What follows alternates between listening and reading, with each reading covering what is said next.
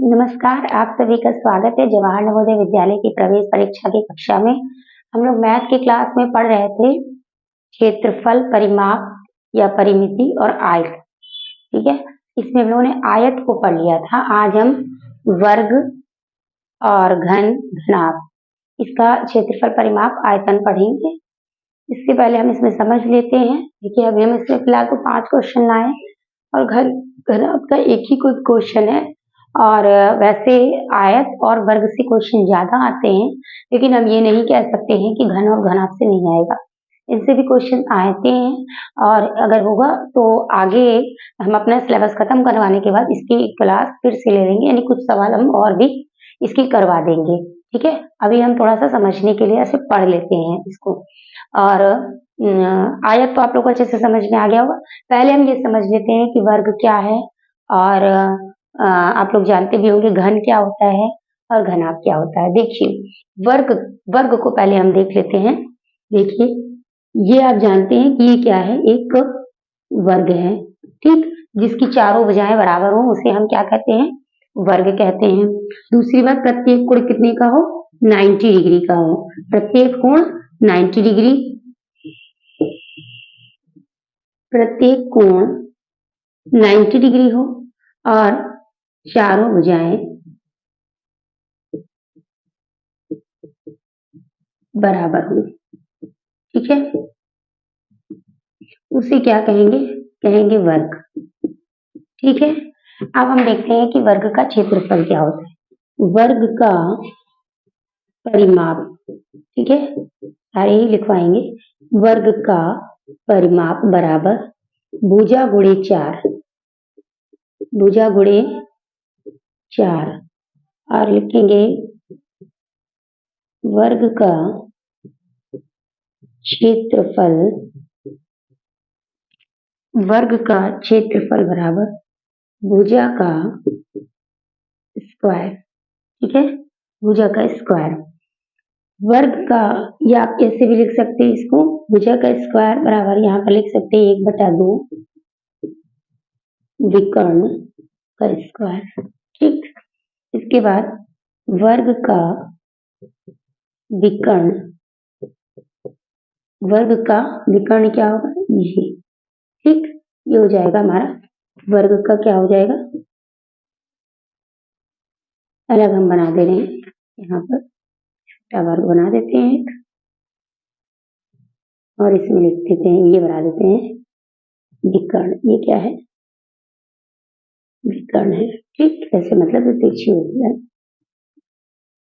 समझ लेंगे आप लोग इतना। ये क्या हो जाएगा, विकर्ण हो जाएगा, विकर्ण लिख सकते हैं, विकर्ण। ठीक है, ये हो जाएगा वर्ग का विकर्ण। अब हम वर्ग के विकर्ण का फॉर्मूला लिख लेते हैं, √2 गुणे 1 भुजा। ठीक, ये है। जहां पर ब्रैकेट में लिख लीजिए, नोट करके, जहां भुजा को ए से प्रदर्शित करते हैं। ठीक है, अब देखिए, ये लिखने से क्या हुआ कि हम इसको अगर वैसे लिखना चाहें तो हम ये परिमाप बराबर ऐसे भी लिख सकते हैं, a गुणे 4। भुजा को हम ऐसे प्रदर्शित करते हैं। यहाँ पे हम क्या लिख सकते हैं, a का स्क्वायर। यहाँ पे क्या लिख सकते हैं, गुणे a कर सकते हैं। ठीक, इस तरह से भी कर सकते हैं। तो आप इसका एक स्क्रीनशॉट ले लीजिए या आप नोट कर लीजिए कि वर्ग क्या होता है, जिसकी चारों भुजाएं बराबर हो और जिसका प्रत्येक कोण 90 डिग्री का हो, जिसमें भुजा को हम a द्वारा भी प्रदर्शित कर सकते हैं। भुजा, वर्ग का परिमाप होगा भुजा गुणे 4 और वर्ग का क्षेत्रफल होगा भुजा का स्क्वायर बराबर, आप ऐसे ये भी बता सकते हैं कि 1/2 ब्रैकेट में लिखेंगे विकर्ण का स्क्वायर। भुजा और वर्ग का विकर्ण के लिए लिखेंगे √2 और गुणे 1 भुजा। ठीक है, आप लिख लीजिए आप इसका स्क्रीनशॉट। अब हम इससे संबंधित लगा लेते हैं कुछ सवाल, डस्टर। ठीक है, इससे संबंधित हम कुछ सवाल लगा लेते हैं। देखिए,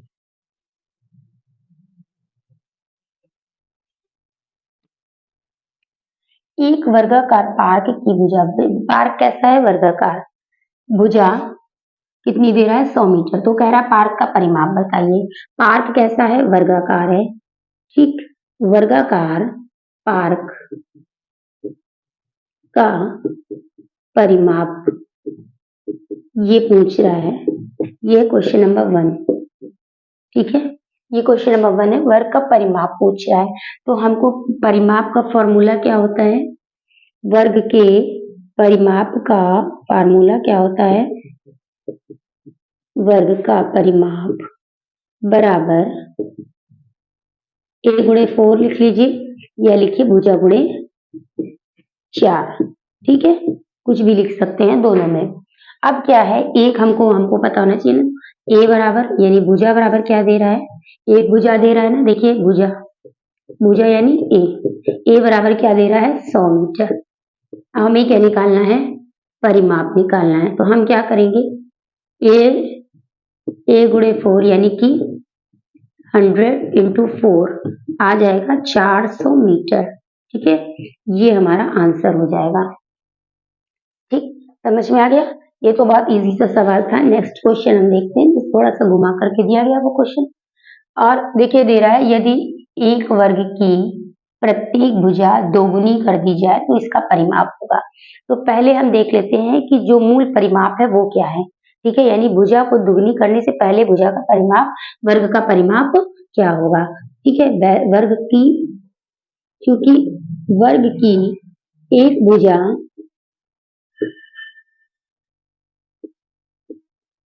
की माप बराबर a है। अब माप के बाद आप देखिए वर्ग का परिमाप, वर्ग का, ठीक है, परिमाप कितना होगा, a गुणे 4 यानी कि कितना हो जाएगा, 4a हो जाएगा। ठीक, अब कह रहा है कि प्रत्येक भुजा दोगुनी कर दी जाए, ठीक, तो अब लिखेंगे प्रत्येक, प्रश्नानुसार, यहाँ पर आप लिख सकते हैं प्रश्नानुसार। आपको नवोदय में ऐसा नहीं लिख के करना है, वो तो आपको डायरेक्ट सवाल लगा के आंसर पर टिक करना है। तो आप इन शॉर्ट आपको जितना आ रहा है, जितना आपको जरूरी लगा सिर्फ आप उतना ही लिख के करेंगे। प्रश्नानुसार अगर हम देखें कि प्रश्नानुसार क्या है, प्रत्येक भुजा को, प्रत्येक भुजा दोगुनी करने पर,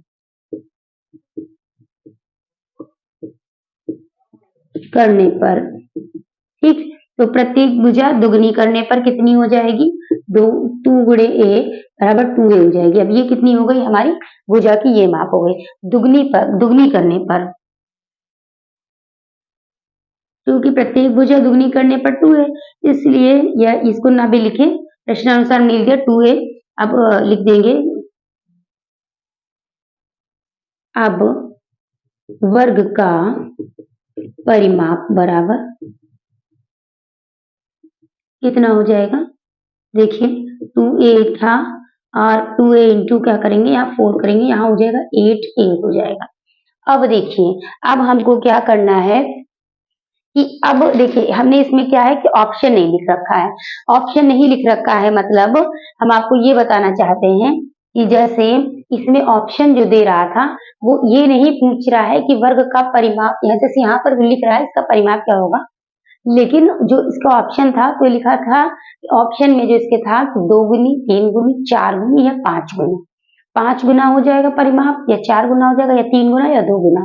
तो हमें ये देखना है, वैसे तो हमने परिमाप निकाल लिया है। तो आप ये देखिए कि हमने क्या किया है, यहाँ पर जो है यहाँ पर 2 गुना कर दिया है, मतलब हमारी भुजा कितनी आ रही, ये हमारा कितना आ रहा था, 4a आ रहा था। पहले परिमाप हमारा कितना आ रहा था, 4a आ रहा था, 4a आ रहा है, ठीक, 2 इंटू 4a बराबर यहाँ क्या देंगे, मूल परिमाप। बताइए इस बात को आप समझ रहे हैं कि 2 इंटू 4a मतलब 4a जो इसका परिमाप था, मूल परिमाप, ठीक है, 2 इंटू 4a बराबर, सॉरी यहाँ पर हम भूल गए लिखना, 2 गुणे मूल परिमाप, मतलब मूल परिमाप किसके बराबर आ रहा है, जो है जो इसका ये परिमाप दे रहा है तो उसका दुगना हो रहा है। ठीक है, ये जो 2 into 4a आ रहा है हमारा, मतलब 8a आ रहा है, जो हमारा 8a आ रहा है उसको हम 2 into 4a में लिखेंगे, तो हमारे जो क्या आ रहा है वो मूल परिमाप का दोगुना आ रहा है यहाँ बता। तो हमारा जो ऑप्शन के अनुसार, मतलब जैसे अगर परिमाप ऐसे दे रहा होता कि 8a, तो हम ये लगा देते, ठीक। लेकिन वो ऑप्शन में इस तरह दे रहा है कि 2 गुना देगा, 3 गुना देगा, 4 गुना, 5 गुना, तो हम ये बताएंगे कि जो मूल परिमाप का क्या है वो 2 गुना है, मतलब 2 into 4a है। जो 8a आ रहा है वो कितना है, जो मूल परिमाप है 4a उसका 2 गुना है। ठीक, इतनी बात समझ में आई। ये इस तरह से भी हम इसका जवाब लिख देंगे। अब हम देखते हैं इसका तीसरा प्रश्न। तीसरा प्रश्न क्या है, देखिए प्रश्न नंबर 3, क्वेश्चन नंबर 3। अब क्वेश्चन नंबर 3 देख लेते हैं। क्वेश्चन नंबर 3 में है एक वर्ग का क्षेत्रफल निकालने। क्या निकालना है, वर्ग का क्षेत्र जिसका परिमाप 48 मीटर हो। तो देखिए वर्ग का परिमाप बराबर क्या होता है, तो आपको याद हो गया होगा, वर्ग का परिमाप बराबर भुजा गुणे 4।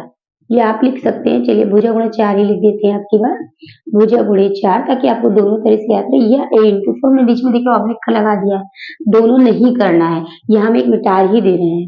ठीक, अब क्या करना है, वर्ग का परिमाप कितना दे रहा है, देखिए वर्ग का परिमाप दे रहा है 48 मीटर। परिमाप कितना दे रहा है, 48 मीटर। तो परिमाप है 48 मीटर और ये क्या है, a into 4 है। ठीक, अभी क्या करेंगे कि मतलब 48 बराबर यहाँ हो जाएगा 4a, क्या हो जाएगा 4a, और हमें a निकाल लेंगे तो 48 बटा 4, यहाँ आ जाएगा 4 एकम 4, 4 दूनी 8। ठीक है, तो ये हो गया 12, यानी a हमारी क्या निकल आई 12। a बराबर 12 मीटर, तब वर्ग की एक भुजा a। ठीक है, यहाँ लिख सकते हैं वर्ग की एक भुजा a बराबर 12 मीटर। अब वर्ग का क्षेत्रफल हमसे पूछा गया था, तो हम यहाँ लिखेंगे वर्ग का क्षेत्रफल बराबर क्या होता है, a स्क्वायर होता है। ठीक, वर्ग का क्षेत्रफल क्या होता है, a स्क्वायर होता है। अब वर्ग का क्षेत्रफल a स्क्वायर होता है तो हम क्या करेंगे, 12 का स्क्वायर कर देंगे। ठीक, 12 का हमने स्क्वायर किया तो क्या आ गया यहाँ पर, अब ऐसे भी लिख दीजिए, ओहो 12 का स्क्वायर। ठीक, अभी हमारा आंसर आ गया 144 वर्ग मीटर। ये हमारा क्या आ गया, वर्ग का क्षेत्रफल आ गया। मतलब परिमाप केवल दिया था, भुजा नहीं दी थी, तो हम परिमाप से पहले क्या निकालेंगे, भुजा निकालेंगे और उसके बाद उसका हम क्षेत्रफल निकालेंगे। ये हमने आज कर लिया है वर्ग, और इसके घन और घनाभ वाला के भी दोनों क्वेश्चन हम आपको पहले ये समझा देते हैं कि घन और घनाभ क्या होता है। देखिए ठोस आकृतियों की बात हो रही है, जैसे आपको हम दोनों चीजें एक साथ समझाएंगे तो शायद समझ में ज्यादा आएगा। ये हमने बनाया है एक वर्ग, क्या बनाया है, ये हमने बना दिया है वर्ग। अब ये हमारा बन गया है वर्ग, और इसमें है अब हो गई है कितने, 6 पृष्ठ हमें दिखाई दे रहे हैं। क्या दिख रहे हैं हमको, 6 पृष्ठ दिखाई दे रहे हैं, किसके, वर्ग के। वर्ग के 6 पृष्ठ दिखाई दे रहे हैं, तो हम इसे कह देंगे घन। क्या कह देंगे, घन कह देंगे। ये क्या हो जाएगा, घन। अच्छा, हमने दोनों चीजें क्यों साथ में बताई, क्योंकि जो हम घनाभ देखेंगे उसके भी 6 पृष्ठ होंगे। ठीक, उसके भी क्या होंगे, 6 पृष्ठ होंगे। ये देखिए, हाँ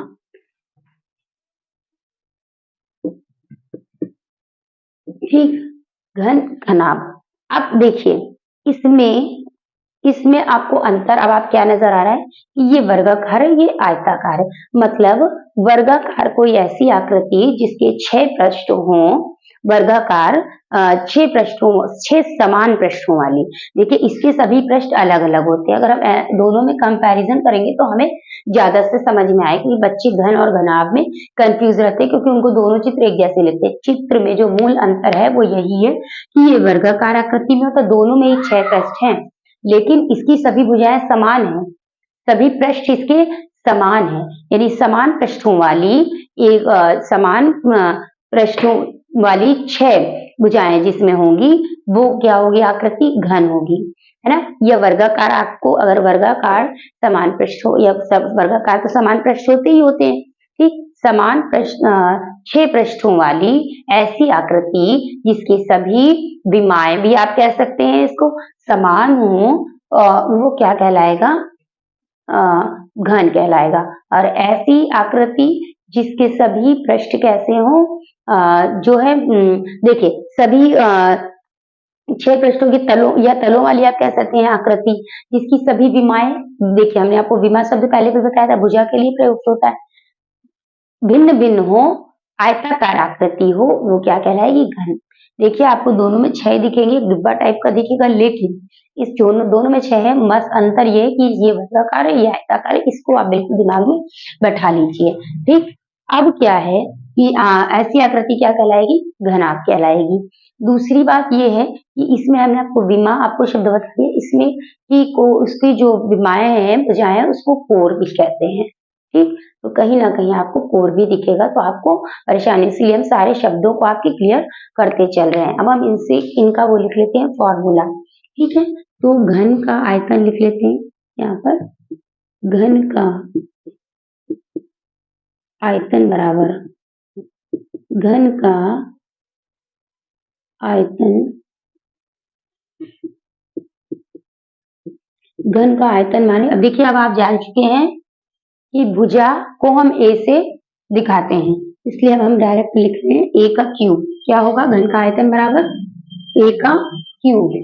अब इसमें क्या निकालेंगे, क्षेत्रफल नहीं, इसमें घन का पृष्ठीय, घन का पृष्ठीय क्षेत्रफल क्या निकालना है, घन का पृष्ठीय क्षेत्रफल बराबर 6a²। ठीक है, इसके बाद घन का, इसमें क्या होगी, देखिए इसमें क्या है कि इसमें भी घन का विकर्ण निकालेंगे, तो घन का विकर्ण बराबर, अब हमें ये शायद आप लोगों को बिल्कुल अच्छी तरीके से क्लियर हो गया होगा कि जो है मतलब वर्गाकार आकृति होगी, तो ठीक है, ये हमारा हो जाएगा, ये √3 ऐसे लिखेंगे। ठीक है, तो ये आप इसको पहले नोट कर लीजिए, फिर हम घनाभ का बताते हैं। जहाँ ए क्या है, एक घन की भुजा है, जैसा कि अभी हमने वर्ग में भी पढ़ा था कि ए क्या होता है, भुजा होती है, देख लीजिए। ठीक है, अब हम क्या करते हैं कि घनाभ वाला कर लेते हैं, ये आपने कल नोट कर लिया हो तो यहाँ पर लिख लेते हैं, घनाभ का आयतन, देखिए इस तरह से थोड़ा सा ये बड़ा हो जाएगा, यहाँ से लिखते हैं, घनाभ का आयतन बराबर, घनाभ का आयतन बराबर, देखिए घनाभ का आयतन बराबर होता है लंबाई गुणे चौड़ाई गुणे ऊंचाई, जिसमें कि हमने जब आपको आयत पढ़ाया था तो हमने आपको बता दिया था, इसको L से दिखाते हैं, इसको B से और इसको H से। ठीक है, और इसको क्या करते हैं, गुणा, इसलिए आप या इसको भी लिख सकते हैं और इसको भी L × B × H, इसको हम इस तरह से भी लिख सकते हैं LBH इन शॉर्ट, जैसे आप याद कर पाए। ठीक, अब क्या करते हैं, घनाभ का पृष्ठीय क्षेत्रफल इसमें भी लिख लेते हैं, तो घनाभ का पृष्ठीय क्षेत्रफल का फॉर्मूला लिख लेते हैं, घनाभ का पृष्ठीय क्षेत्रफल, आपको भी इसका फॉर्मूला बड़ा लगेगा, लेकिन हमें भी शॉर्टकट में करके लिख देंगे तो आपको समझ में आ जाएगा। देखिए 2 गुणे लंबाई गुणे चौड़ाई प्लस चौड़ाई गुणे ऊंचाई प्लस ऊंचाई गुणे लंबाई। आपको अभी ये बहुत ही कंफ्यूजिंग लग रहा होगा, अब आप देख लीजिए या आप ऐसे भी लिख लीजिए, 2 गुणे में ही रहेगा, L चौड़ाई का क्या है B, ठीक, L × B plus B × H plus, बच्चे हमारे छोटे हैं इसलिए हम आपको बिल्कुल ये एक चीज बता, H × L, ठीक है, ये हो जाएगा। और भी आप शॉर्ट लिखना चाहते हैं तो इसको आप या इस तरह से लिख लीजिए, 2 × LB BH प्लस HL। ठीक, अलग अलग है दोनों। ये अब आप लोगों को अच्छे से समझ में आ रहा हो। अब हम क्या करते हैं, घनाभ का विकर्ण। घनाभ के विकर्ण के लिए हमको बिल्कुल भी परेशान नहीं होता है। जैसे हमने आयत का विकर्ण याद किया था, बिल्कुल इसी तरह से है घनाभ का विकर्ण। घनाभ का विकर्ण बराबर, अब हम आपको LBLS अलग, हमने उसका आयत का विकर्ण क्या याद किया था, L स्क्वायर B स्क्वायर। इसमें क्या करना है, H स्क्वायर और कर देना है। ठीक है, ये हो जाएगा हमारा घनाभ का विकर्ण। ठीक है, तो यहाँ जहाँ पे LBH आप समझ रहे हैं कि किसकी बात हो रही है, इनकी भुजाओं की। ठीक है, तो आप इसको आप जो है स्क्रीनशॉट ले लीजिए, फिर हम इसके सवाल करवाते हैं। चलिए, अब हम क्या करते हैं कि इसका पहले प्रश्न देखते हैं। क्या है कि एक घन का किनारा 5 सेंटीमीटर, घन का एक किनारा, घन की बात हो रही है, घनाभ की नहीं बात हो रही है, किसकी बात हो रही है, घन की बात हो रही है। देखिए, घनाभ की बात नहीं कर रहे हैं, घन की बात कर रहे हैं। 5 सेंटीमीटर, उसका संपूर्ण पृष्ठतल क्या होगा। ठीक है, घन का एक किनारा यानी A बराबर, घन की एक भुजा दे रहा है, घन की एक भुजा A बराबर कितना दे रहा है, 5 सेंटीमीटर। और पूछ क्या रहा है, संपूर्ण वक्र तल पूछ रहा है, संपूर्ण पृष्ठतल पूछ रहा है। तो घन का संपूर्ण पृष्ठतल बराबर क्या होता है फॉर्मूला, 6A स्क्वायर। ठीक, हमने क्या किया, 6A स्क्वायर यानी कितना हो गया, 6 इंटू 25 का 150। ठीक है, ये हो गया मीटर। ठीक है, अब इसका आंसर क्या हो जाएगा, सॉरी 150 वर्ग मीटर। ठीक है, हाँ ये आंसर इसका हो जाएगा, इसका संपूर्ण पृष्ठतल का। अगला सवाल हम देखते हैं, ये क्वेश्चन नंबर 4 है, ये क्वेश्चन नंबर 4 है हमारा। ये हमने पृष्ठतल का सर भी फॉर्मूला पे डिपेंड है। तो अब हम देखते हैं हमारा लास्ट क्वेश्चन जो है आज का, क्वेश्चन नंबर 5। एक घनाभ का आयतन 36,000 सेंटीमीटर है, उसकी चौड़ाई एवं ऊंचाई, मतलब ये चौड़ाई हो गई, ये ऊंचाई हो गई क्रमशः। तो पूछ रहा है उसकी लंबाई क्या है, ये हमारा प्रश्न है। अब देखिए, पहले हम घनाभ के आयतन का फॉर्मूला लिखते हैं। घनाभ का आयतन बराबर, घनाभ का आयतन बराबर होता है L into B into H, या आप ऐसे लिख लीजिए, लंबाई गुणे चौड़ाई गुणे ऊंचाई। ठीक है, देखिए आयतन कितना दे रहा है, 36,000 सेंटीमीटर। लंबाई को पूछ रहा है, लंबाई हमें नहीं पता है। ठीक है, चाहे आप लंबाई की जगह लंबाई लिख लीजिए या लिख लीजिए कि माना घनाभ की लंबाई बराबर x। ठीक, तो हम यहाँ पर x लिख देंगे। चौड़ाई और ऊंचाई क्रमशः, तो चौड़ाई हो गई 30 और ऊंचाई हो गई 40। इतनी बात तो समझ में आई गई होगी पूरी तरह। अब हमें क्या करना है कि इसको सॉल्व कर ले। देखिए, तो x बराबर निकालना है हमको, तो 36,000 बटे 30 गुणे 40, ये जीरो से ये जीरो कट गया, ये जीरो से ये जीरो कट गया, 4 एकम 4, 4 9 36, ये जीरो का जीरो काट लेंगे, 3 कम 3, 3 3 यहाँ भी आ गया 30 सेंटीमीटर। तो घनाभ की x बराबर कितना है, घनाभ की लंबाई बराबर 30 सेंटीमीटर। ठीक है, तो आज हमने भी इतना ही सवाल करते हैं किए हैं। हम जानते हैं कि घन और घनाभ के सवाल कुछ कम लगे हैं, इन पर हमें और प्रैक्टिस की भी जरूरत है। लेकिन हम अभी कल हम अपने न्यू चैप्टर की तरफ चलेंगे और उसके बाद लास्टली इसको हम फिर से इसमें कुछ सवाल लेकर आएंगे। तब तक आप लोग इसके सारे फॉर्मूले याद कर लीजिए। मिलते हैं नेक्स्ट क्लास में, तब तक के लिए नमस्कार, जय हिंद, जय भारत।